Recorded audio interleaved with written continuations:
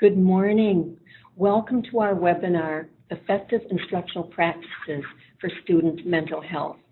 I am Deb Wingert, and I work as an Education Program Specialist here at the Center for Educational Innovation.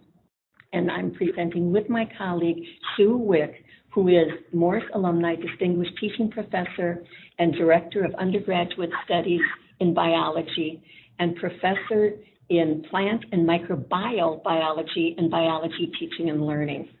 Also supporting our session today, we have two CEI colleagues. First, Eileen Alexander, who will be supporting our session by facilitating the discussion within our chat panel, and also James Andre, who is facilitating the technology throughout this process. I have a few tidbits that I'm going to read from here, hopefully just to get us a little bit started. Should I move to the intro slide at this point? Correct. Okay. All right, let's go. Come on. Hang on. There we go. All right. You should see a chat panel, I believe, on your screen, and you can select it using the icons on the lower right part of your screen. If you have any questions at any time, please enter them in the chat panel and click the option to send to all participants. The speech bubble indicates the chat panel, and I want you to send your message, again, a reminder, to all participants. And if you'd like to try that right now, you can send a greeting to the group letting us know what unit you're a part of at the university. Please note that if your questions are not addressed today in our session, it may be that we have run out of time. We have packed this session with all kinds of information. So we may have run out of time, or it may involve a little bit of research, or it might be a complicated question where we might need a bit more time to answer that. Please know that within the next week, we'll send an email with those links to a recording of this session, our slides, and any additional resources. And finally, again, please take a look at the Z link that was on the welcome slide, and we'd like you to open the Z link and download that in the work doc to make a copy of this workbook. We're going to be working through this workbook throughout this session. Let's see here. I think we're ready to start with our poll activity. So let me see if I can open up our poll. We're going to be doing a poll, and we have two questions, and I'd like you to take a minute to think about your responses, and then we will close the poll and take a look at the results. Be ready to go. All right. As soon as you answer the questions, let me get the poll questions out. Open poll. Hang on, let me get into polling.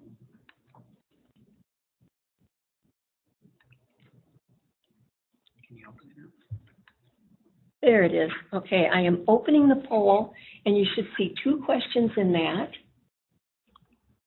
They should have popped up on the right side of the panel. We would like you to answer the two questions and then select Submit. Ooh, many are already answering. Great.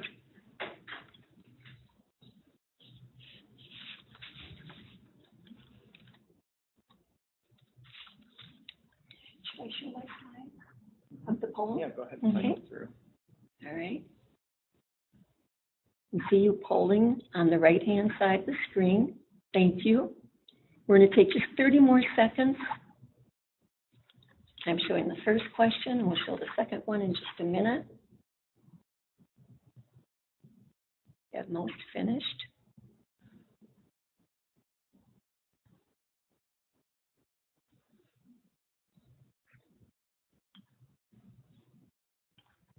Okay, I'm going to close the poll in about 10 seconds.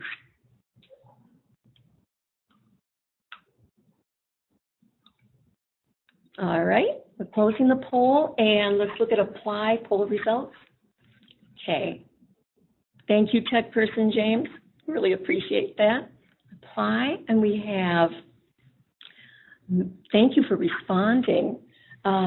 We have 13% that said 1 and 3, and several many have answered in C, 1 and 5, and in B, 22%. B and D, I believe it is, saying 22%. So the answer actually is A, that 1 in 3 UMTC, University of Minnesota Twin Cities students have been diagnosed with a mental illness prior to or during college. This was research done by Student Mental Health, and I have some of the references there that you will also see posted in more detail at the end of your workbook. Taking a look at the second question, many of you answered A, 1 in 3, what proportions of students would likely meet the criteria for a mental illness, and the answer is actually B, 1 in 4 is the proportion of enrolled students that would likely meet the criteria for a mental illness. And again, you can refer to the literature that we have in the references there, research done by the 2 researchers you see there in 2012. So I'm going to close this out of the poll. And did I just close that up, James? Okay. Working on polling here. Okay. So we're going to get started and look at a little bit about student mental health, and by the end of this session today, we want you to take away some of the key practices that you can use and put into your classes, your educational settings, and use to help student mental health.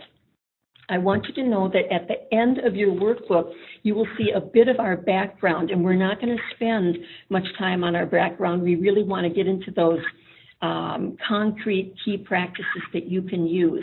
But a bit of our background you will see, I believe, on page 6 of your workbook. In 2005, the Provost Committee, now the Provost Council for Student Mental Health, was established to help with all kinds of things, to raise awareness about issues related to student mental health and help to affect policy change. Then in 2016, there was a transition to the Joint Task Force on Student Mental Health to really focus on university faculty and instructional staff to recognize their role in addressing student mental health. And from those charges, from those goals, many recommendations came forward. And one of those recommendations is what you will see in the next area that Sue is going to talk about in more detail. And it's that particular goal that we will work on for the rest of this session and how we actually achieve that goal as instructors, faculty, instructional staff. So Sue, I'll turn it over to you to focus in on one of the recommendations. It's all yours. Thanks, Deb. As Deb has mentioned, the task force was established to look at how instructors could have a part in what's going on with student mental health. And a strong focus that came forward was that not only do instructors need to know how to respond when they see students who are suffering or indicating that they have anxiety or other mental health problems, but they need to be proactive and need to set up their classrooms and their interactions with individual students in a way that promotes mental health and avoids unnecessary stress. We know that college is stressful, and all stress isn't bad. The good stress gets us out of bed in the morning and getting things done. But clearly there are bad stresses that can occur. And so one of the recommendations specifically was that instructors adopt instructional strategies to prevent unnecessary stress, and to do this without compromising rigor in the classroom. A lot of people have a misconception that if you try to make the class more welcoming and allow for accommodations for students who are struggling, that you're necessarily watering down the course. And I'd like to make the point that that absolutely isn't true. And you can provide accommodations for students with mental health problems and make the classroom much less stressful for everyone without compromising rigor. So one of the main messages was that instructors can play a significant role in what's going on with student mental health, can create a high-quality learning environment, and can create conditions for more focused and mindful student learning and performance, that those two are not in any way contradictory. And last slide I will mention here before turning this back to Deb is that instructors who use good evidence-based principles of teaching and learning get a twofer. They can ease student stress, and there's a list of anxiety busters in the workbook that you've been asked to download. Yep. But they can also increase student learning and maximize student mastery. Excellent. Take it away, Deb. Excellent. We're going to focus on some of the key practices now. Feel free to ask questions. If you have any questions, ask them into the chat panel, and we hope to get back to you, like as we said before. Given our time restrictions, we want your engagement and your participation. First of all, key practices. One of the main things that came out of the Joint Task Force findings was that instructors need to clarify expectations for the course and for all learning activities. Your syllabus needs to be comprehensive, and it needs to be crystal clear. You need to have clear, measurable objectives.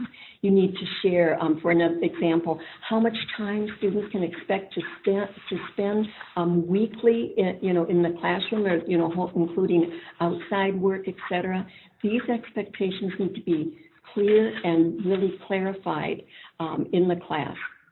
Also, build flexibility into your course structure. We'll get into this in a little bit more detail, but basically what I think of as examples would be making assignments that are flexible, not just one type of assignment and not just one assignment, but looking at projects.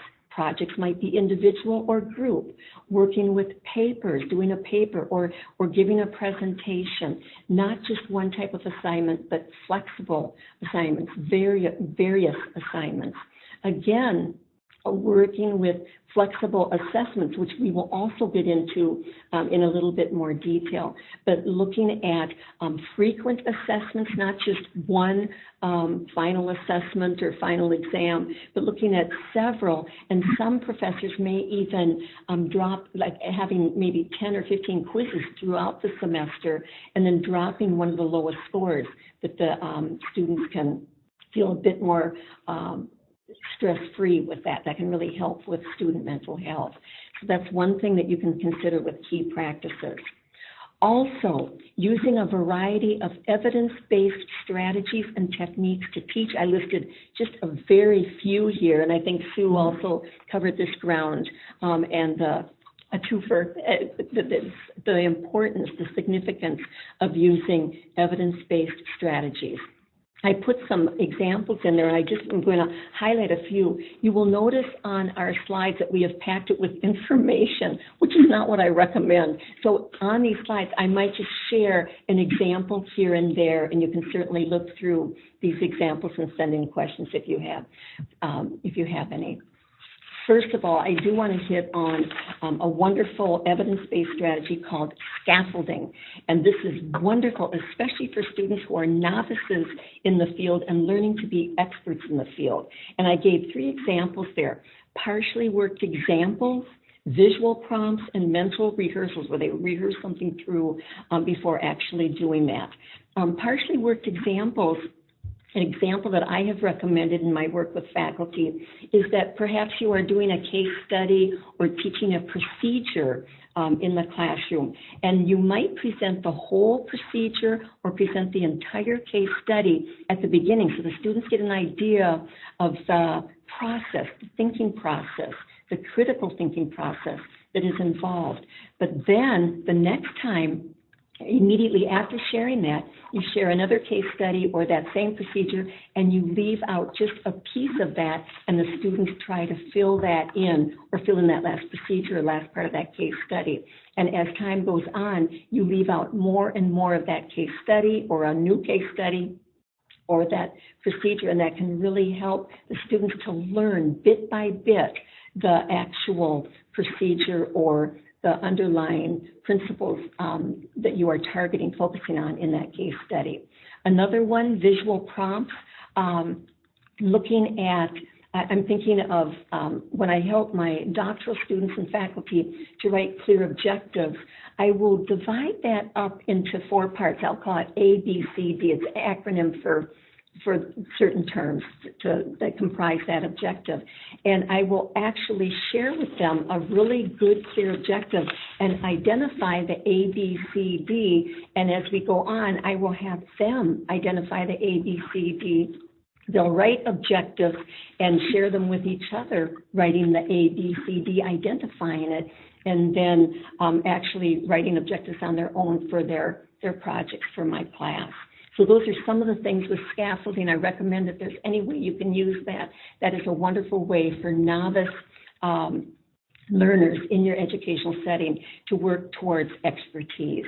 Another one I'm going to focus on in that slide, student-centered learning formats can really be helpful for student mental health as long as they're structured and clear and the students know what the expected outcomes are, what is expected of them. It may be something as simple as a think, pair, share, or a write, pair, share, or doing something like a jigsaw where they might work in groups of 3 to 4 and each are responsible for sharing a chapter or part of their knowledge and teaching it to each other. So that can be really helpful, those types of formats. I'm going to move on to the next one. In addition to providing evidence-based strategies, is to use Universal Instructional Design Strategies, UID. And I only put a few examples here, and I will be sending a link in the next week that provides more examples and more resources for you in Universal Instructional Design. But basically that means, here's some examples, providing variety in your assignment formats. And I think I mentioned that before. You may have the students do papers or projects, whether they're group or individual, or a presentation or other types of assignment formats. Also, a very significant strategy is to provide choice in the due dates. For example, when I teach a course to my doctoral students, teaching in higher education, preparing them to become faculty in instructional settings, I have in my syllabus that they have a huge project that is due that final week of class. But I break that down into manageable parts where they can actually turn in parts of that, throughout the semester. And then the final project, the one that is the polished one from their drafts, can be handed in week 12, week 13, week 14, week 15. So providing that choice in their due dates. So I won't go through all of the other things there, but that can give you an idea of some of the examples. All right, let's go to our first, what I call brainstorm. We've talked enough. We want you to get a little bit engaged here. I'd like you to turn to your workbook. Just page 1, you will see the mental health plan, and you'll see there it's divided into, I believe, 4 or 5 parts. And we would like you to take a look at the first 2 boxes, the first 2 rows. And with that, on your mental health action plan, we would like you to describe one evidence-based teaching learning strategy or UID technique that you could use, just one, and put that in the first box there. I guess we'll come up to the second box in just a minute. Just a reminder, you are welcome to chat. You are welcome to respond. Reminder to send to all participants. And the speech bubble is the chat box, as you all well know. And if you would like to make a comment, feel free to raise your hand using the hand icon, and we will unmute your mic. I'm going to give you about 30 seconds or maybe a minute to do this. All right? Time is yours.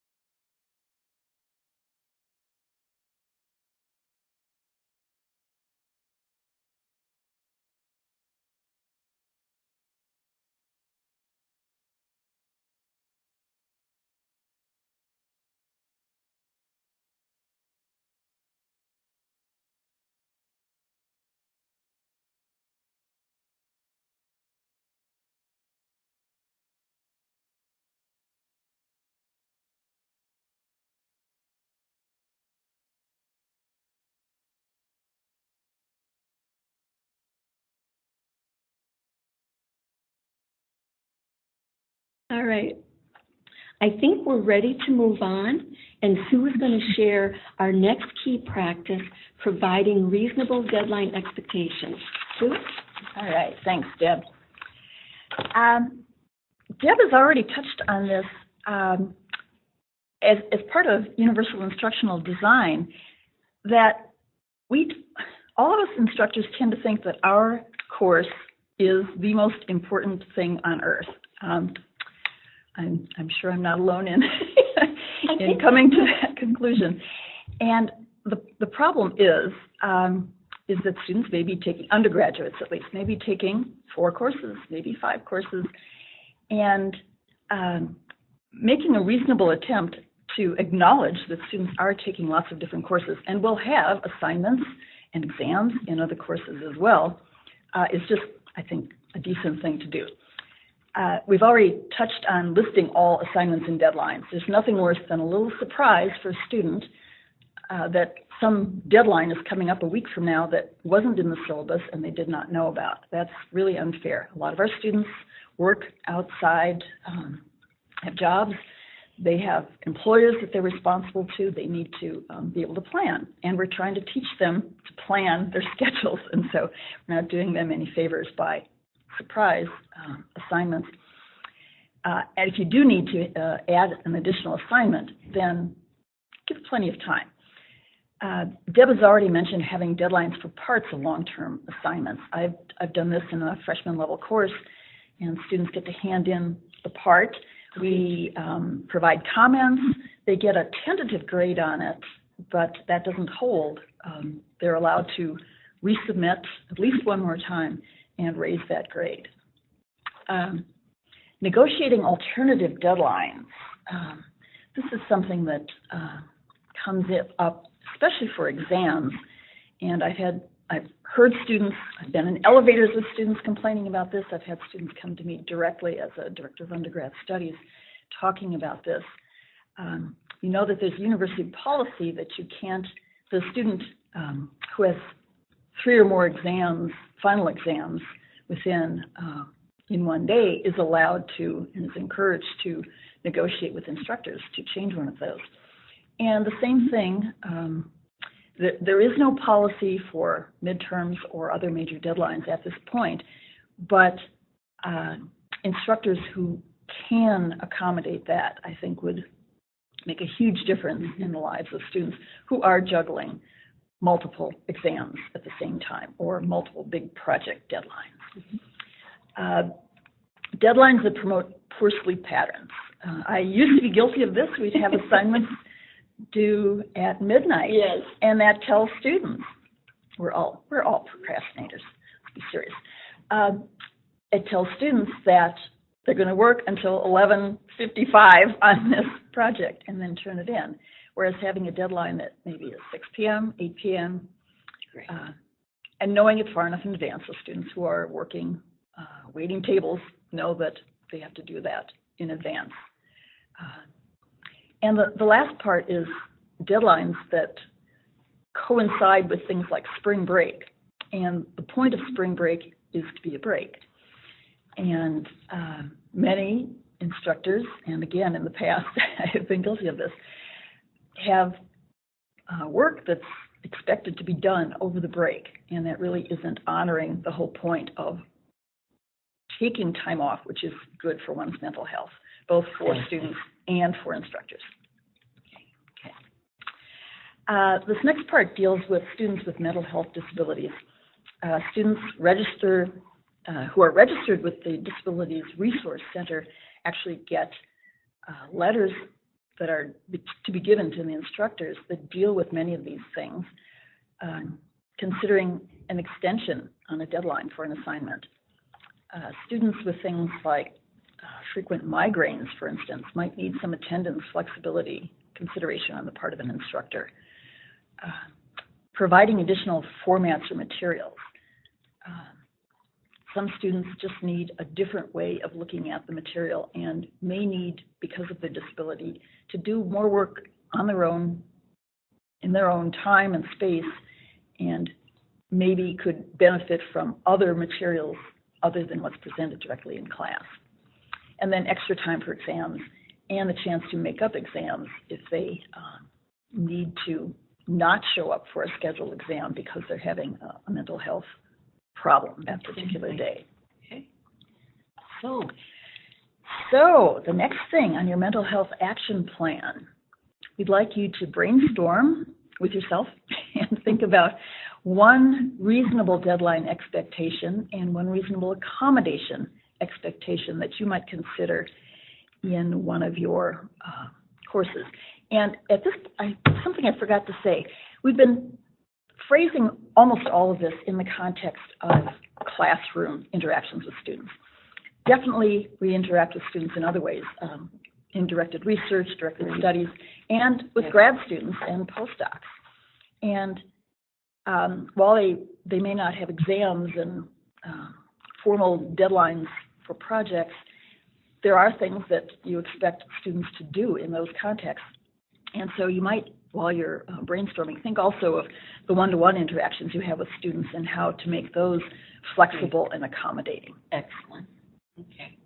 Again, describe one reasonable deadline expectation and one reasonable accommodation. And that's rows 2 and 3 of your action plan, which you'll find on the first page of your workbook.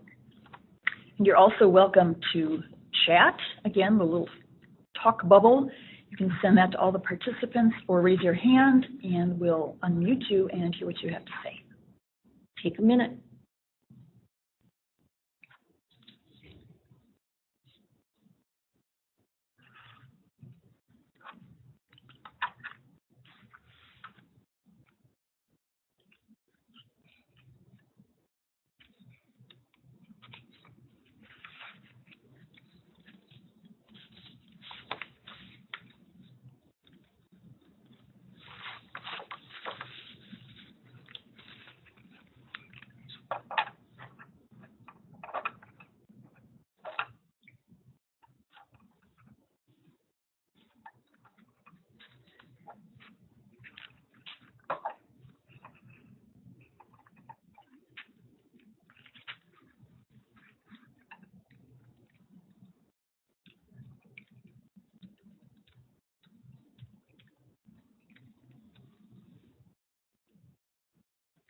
Okay, we'll finish up in about 10 seconds here. Any comments at this point, Eileen, that we... I'm right now working on a response to a question about group work. So Thank you. Okay. That's the question that's come up lately. All right. Our discussion moderator is Eileen Alexander, and she's working on some responses regarding group work. So stay tuned. It's coming to you soon. Thank you, Eileen. Appreciate that. All right. I think we're ready to move on here. And the next segment of information is looking at ways to promote a positive environment for students to practice good mental health. And number one in that key practice is to demonstrate what it means to reduce stigma around mental illness. And I have several examples on this slide. I'm just going to highlight a few. Using people-first language. It might be a new term to someone, so I thought I'd just describe that a little bit. If a person is suffering, let's say, from epilepsy, you might say that you do not want to say, well, that person epileptic is an epileptic, or this diabetic student, that sort of thing. It labels the student, and we don't want to use that. You can say something that is a bit more appropriate using people-first language for saying the person with epilepsy or the person demonstrating learning disabilities in this particular area might be a bit more appropriate to use. Also confronting jokes about mental illness, and using materials that are free of negative stereotypes. I've seen this quite a bit, and increasing my awareness of that. An example might be in students' readings where one group may be shown, or expected or assumed to be smarter than another group. that is described in that particular reading.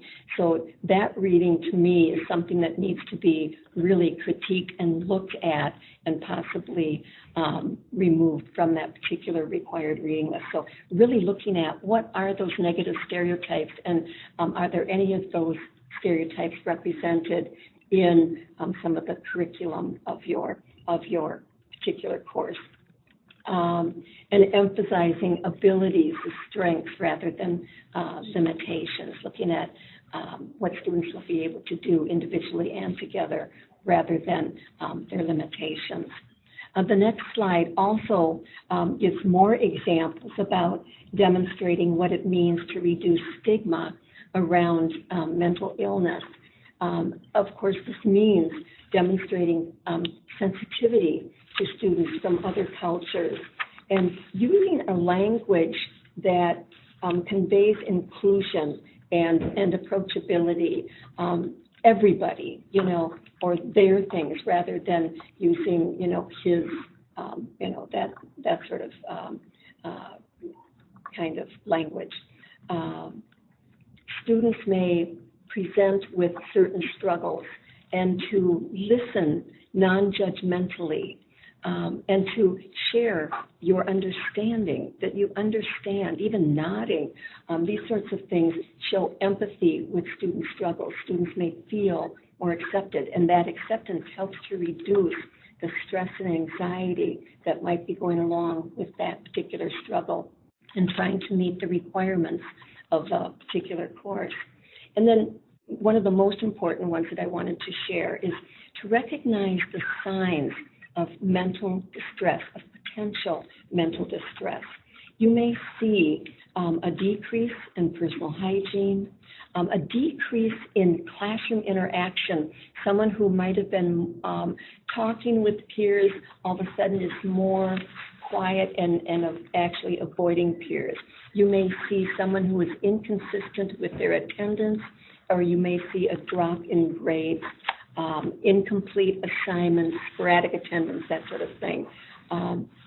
Any of these can raise a red flag. And if you see a couple of these, that's a definite red flag to check out. And if you feel uncomfortable checking directly with the student, I encourage you to contact your mental health clinic on campus and talk with a therapist, counselor, someone with mental health expertise that can share with you how to work through this particular issue. And I think, okay, I'm going to the next slide here. I think I've talked mainly the ones that I wanted to on that slide. And then last of all, on promoting a positive environment for students to practice student mental health. Every course that I know of has some type of sensitive issue that can come up in the classroom that may be related to the course or even not related to the course. And there are things that the faculty, instructional staff can do to help to welcome discourse in a non-judgmental manner in the classroom. First of all, example of this would be establishing ground rules.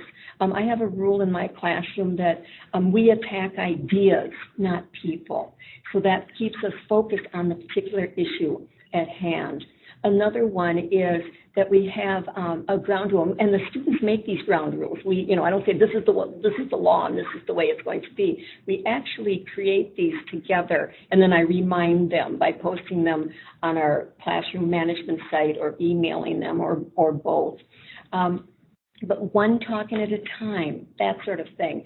And then also when things get possibly a little bit heated or you're seeing some agitation in the classroom around a sensitive issue, you can actually take that energy and make it into a positive energy by using a technique I call rotating chair. And by that, I share with the class that before someone speaks, they must first summarize what the previous speaker said.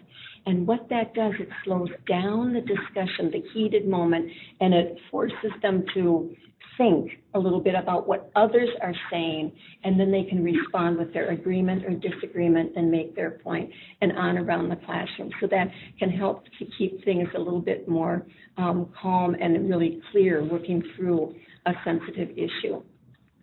Another thing that I've got there, we have on our list here, is to demonstrate and emphasize to students simple stress management and the importance of mental health. That goes also with the bottom idea there, to encourage student self-care and to seek support as needed. And those two things, to me, really look at some of the things that you can do and share by way of the anxiety busters that we listed, and I'm sure there are more. We just listed a few of them in our workbook, and you should see the anxiety busters on page 5. But those two things can help to address simple stress management for students and to actually role model that and what you're doing, to manage stress, et cetera. But to have those things maybe in the syllabus or on your course management site, whether that's Moodle, Canvas, or whatever, and encourage them to encourage student self-care, and to also place in your syllabus where they can seek support. That might be a disability resources center, the mental health clinic, on campus, that sort of thing. So are there many things that you can do to help promote that positive environment for students to practice student mental health? I'm going to now turn this over to Sue to talk just a minute or two or whatever about midterm and final exam procedures. So, Sue, it's all yours. Actually, I'm going to go back to the last point you were making about student self-care. Yes. There are 2 new online programs at the U, and we'll make sure we get these linked to the final materials you get. One of them is called Effective U, and this is put out by the University Libraries, Smart Learning Commons, Student Counseling Services, and the Office of Undergrad Education. And they have little online tutorials about managing time, tests like an ACE, boost your study habits, take better notes, but then also managing stress. Great. And Student Counseling Services now supports a program called Let's Talk. And this is for students who maybe are aware that they're suffering from some kind of anxiety or stress, don't know if they feel comfortable going to the counseling center, going to Boynton, and want to dip their toe in the water and just kind of test things out. And so you can go online, get feedback. So those are easy ways to ease students into self-care and support. So now going on to exam procedures. We've already mentioned things like exam scheduling and when students have to deal with way too many deadlines at once. Now I'd like to talk about the actual procedures. And again, this is like true confessions here, things I'm guilty of in the past. I used to have the sense that in a final exam, for instance, all of the material of that term should be encapsulated in a 2-hour exam. And it became more a matter of how fast students could read the exam and answer questions rather than getting at whether they actually mastered something that we talked about. And I'm really aware of it now in talking with international students, students for whom English is a second language, that they cannot possibly keep up with reading through page and page and page and page of questions and answering them. It's not fair to anybody. It's especially not fair to a student who's also dealing with a second language. So one rule of thumb that I've heard is that if I can answer the exam excuse me, in an hour, that I should consider that it would take students 3 hours to do the same thing. Students are not masters of the subject. They are novices, and they may know material, but it's going to take them a little bit longer to pull that out of their memory, think through how to solve this problem, think through an analysis excuse me, of the questions that you've put forward. The second recommendation that came out of the task force was to allow students a choice of questions And this is something I like doing, where I might have 5 questions, essay kinds of answers, and say choose 3 of the 5 or choose 4 of the 5, because then the one area in which a student is a little less sure can be dismissed. And instead of students stressing over, oh, I've got these 4 in that last one, I'm not going to be able to answer, so they think of that during the whole exam. Increases their anxiety. Right, rather than just concentrating on the ones that they've nailed and can really answer well. Next slide here, what have we got coming up? The other thing is to not blindside students. I have a colleague who went to another Big Ten university, will remain unnamed, and said she had this wonderful course, and they got to the final exam and thought, where did these questions come from? These are asking at so much greater depth than anything we covered in class, anything I was expected to read. The exams were expecting her to analyze and synthesize information, and that had not been the approach of the instructor. And so she and I concluded she was blindsided. Providing students with pre-tests, ways to check along the way before getting to the exam to see if they are on track with the level of expectations that you have for them, and then giving them time to adequately figure out how to reach those expectations is just fair. That's just a reasonable way to approach it. The other thing is considering alternative test formats. Some students do much better if they can produce a project, if they can make something, if they can simulate something, and they can demonstrate the same level of mastery of material in a creative way and in a way that suits them without answering your question, your specific question on a topic. Okay, all right. So time to brainstorm again on your mental health action plan. This is the last time you're going to be doing this. Think of and then describe one way to promote a positive environment for students and a reasonable examination procedure that you might consider. Those are your final 2 rows on your action plan. And again, feel free to ask a question by raising your hand with the hand icon and or to chat. And just a reminder to send to all participants, right? So I'll bring this one back for you to take a look at that, and we'll go through that for a minute or 2 and conclude our session here pretty quick. And have time to look at open some up of the questions. So I was hoping, you know.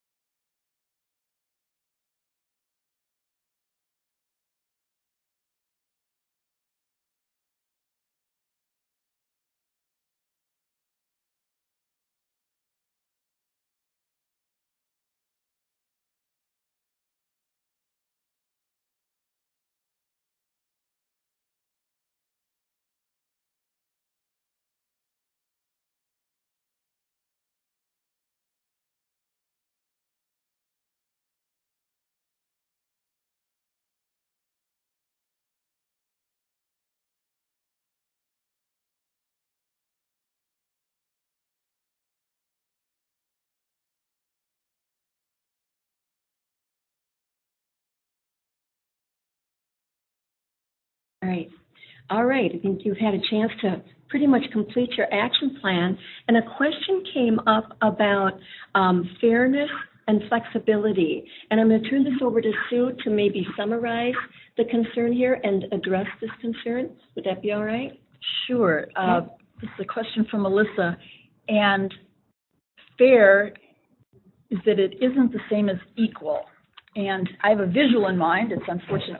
If I thought about this, we could have embedded this. The difference between equity and equality, which comes up in many contexts. But if you can imagine an apple tree with a branch and a bunch of apples hanging from it, and there are people of various heights under the tree all trying to reach the apples, and you could say, well, for equality's sake, you give each of them a stepladder of a certain height. But to be fair about it, you would give the shorter person a taller ladder because you want each of them to be able to achieve the obtaining of an apple. And so in your class, there will be people of different heights, all trying to reach your learning goals. And some of them it'll be very easy for them to do this. They don't need assistance or much assistance. Others have a longer way to go and need more help. And students with mental health problems may be in that category. And so it may not seem fair to someone else that you're doing more to help a person, but you're trying to make it possible for everyone in the course to achieve the learning goals that you've set. So by providing an extra boost to someone who is shorter to reach that apple up in the tall branch, that's the comparable idea in the classroom. I just happen to have that image, so I share the link to it in the box. Oh, fantastic. Wonderful. I saw you nodding. Thank you, Eileen, for sharing that link in the box. You can take a look at that image, and kudos to Eileen for finding that. Finally. Exactly. We have time for another question if there's another one that we find here. I think that someone asked about getting email addresses to Effective You and Let's Talk when they actually begin at the University of Minnesota. And it's my understanding that I think that Eileen shared that information I put the with links the group. in the chat box. So the links to that information should be in the chat box. So again, thank you. All right. So I think we'll move on to our final slide, and I'm going to close up our chat box here. You okay with that? And then we can take questions. Yeah. Questions from people. Okay. So there we are. All right. So we'll go to our final slide, and you can read it there. I don't have to read it to you. But, our point has been that faculty and instructional staff indeed have a significant role in helping to reduce anxiety and stress for students here in their educational setting. And we have tremendous flexibility and ability to really create a high-quality learning experience. It really comes down to us in applying these key practices. We can create an environment that can be very rigid and inflexible, that sort of thing. We have that power to make this, something that this environment, your educational setting, something that is really helpful for students and their mental health. So that's basically the main point, and we're hoping that with this action plan, you have come away with, we've shared a huge amount of information in a short amount of time, and we wanted to make this concrete so you can have, and by filling out this action plan, you can have a couple of ideas of what you might be able to do and start today or tomorrow, or something that can be starting in the near future, something to help with your instructional and your instructional educational setting to really help with promoting student mental health, things that we all can do. So with that, I'm going to move to our final slide. We thank you very much for the opportunity to work with you this morning. And we'd like to know if you have any final questions, and then I have a comment about completing an evaluation for us in just a minute. So I'm going to have you take a minute here and open the chat box one more time to see if you have any final questions that we can help out. I believe we have just a few minutes left. and then we'll go to the brief evaluation here. Eileen will let us know if there are any things we need to address. Yes.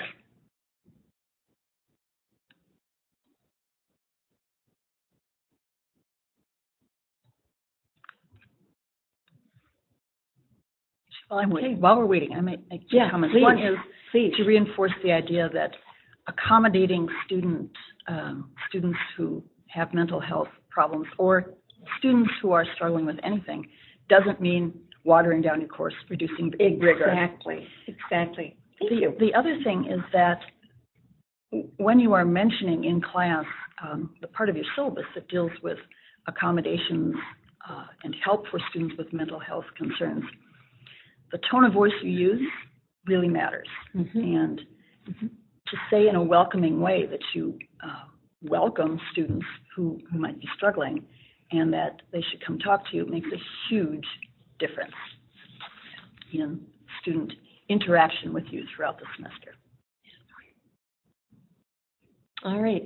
Any other questions that have come up, Eileen, that we need to be aware of? No new questions. Okay. Well, please know that you're welcome to email us. Our last slide there with thank you and questions, we do have our emails on there, and you are welcome to email us. And like we said before, we will be sending out an email in the next week that will follow up with questions that we have not addressed, and we'll add additional resources. So feel free to stay in touch as our semester and our academic year goes on. We want to thank you for joining us today. We really value your feedback about this workshop. So we want you to take just 1 minute to fill out a brief evaluation of our presentation. You will find a Z link in the chat or a window that will automatically open when you log out of WebEx. And your feedback, please know that your feedback helps us to improve our future webinars. And we hope that you will take a minute to respond to that. So if you have additional questions, please add them to the chat, and we welcome your emails in the future as you find needed. And we thank you again and wish you a good day.